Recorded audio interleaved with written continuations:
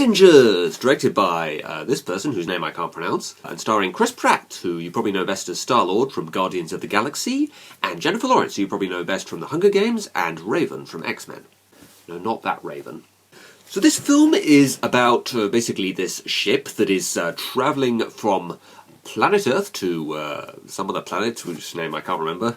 Let's just call it Planet Earth 2. Basically, I guess they're starting a new civilization on a different planet. Given the current political environment, that sounds like a damn good idea. So, for reasons that are never actually explained in the film, Chris Pratt's isolation chamber malfunctions and he wakes up 90 years too early. Yeah, basically the ship's been travelling for 30 years and he just wakes up suddenly. So he's on this ship.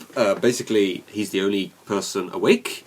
And it's a lot like Castaway, except on a spaceship. The dilemma is not the fact that he needs to find shelter and food and water or anything. The dilemma is the fact that he is now stranded on this ship for the rest of his life. Because, you know, this ship's got another 90 years to go, and he's going to be dead by the time he gets there.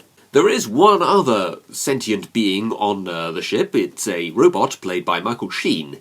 And oddly enough, that part of the film is kind of a blatant rip-off of a Stanley Kubrick film, but not the one you think. So basically he decides after a year that he needs some company of some kind, you know, kind of like Tom Hanks with that volleyball in Castaway. So he decides that he's going to wake up Jennifer Lawrence. The interesting thing is, though, this is actually something that was revealed later on in the film, in the original script. And I find that kind of interesting, because I do remember thinking, watching this film, this would have been a hell of a lot better if things were told out of order. I know that sounds kind of weird, but you know what, it's kind of a slow burner. It's a lot longer than it needs to be, this film, it really is. And basically, it kind of annoys me, actually, that we're told a lot of things right up front, really, when it could have been a lot more interesting, really, if we find these things out later. Basically, Lawrence finds out what Pratt's done much later on in the film, and the scene just doesn't really have much of an impact, because we already know this. I just feel like it could have been a more effective scene if this had been revealed to us at the same time it was revealed to Jennifer Lawrence. So the first half hour of this film is actually pretty engaging. It's kind of interesting what exactly is going to happen. It's quite an interesting kind of premise, I've got to say. And just looking around this ship, the design of it and the interior of it, it just looks so cool. And it's just such a neat kind of idea of basically being on what I guess is a space cruise ship, effectively. And you're the only person on it, and it's a ship built for 5,000 people. By the way, looking at the exterior of this ship, I find it hard to believe there's actually room for 5,000 people on it. There just doesn't appear to be much interior room. The design of the ship is pretty original, though.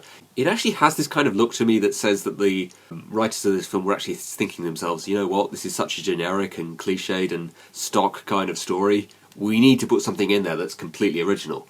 I know, let's make the ship look original. And they did, to be fair. It does look really cool.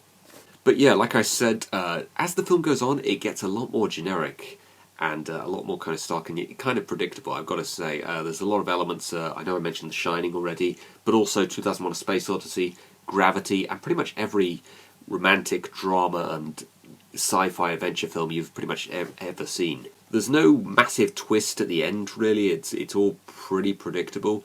I also have to say it's a lot longer than it needs to be. It's really very slow paced, but unlike Arrival, where the kind of film that was and the kind of payoff you had at the end of that film, it kind of justified the slow pace. This film really doesn't have anything about it that justifies that kind of slow pace to it. It just has this feeling to me of this screenplay that originally was only an hour and a half long, but I guess, you know, in this day and age, pretty much every film that comes out in theatres pretty much has to be around 2 hours long now, so I guess they just dragged things out for a lot longer just to pad it out and get it up to that 2 hour length. I think it is pretty much exactly 2 hours as well, so that really suggests to me that they were just looking to break that 2 hour barrier and then say, yep, that's enough. And even though I like the actors Chris Pratt and Jennifer Lawrence, they do have this kind of vibe to me of people that were cast not because of their acting ability, even though I do think they're both great actors, but more just as names that they could put on the poster.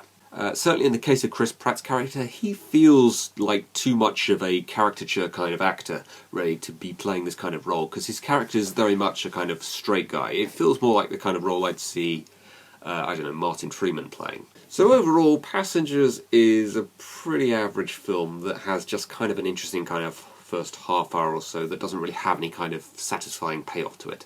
It is very nice looking visually, and the acting in it overall is really good. It just kind of lacks any kind of satisfying, interesting twist, and it really could have benefited, I think, from being told out of order.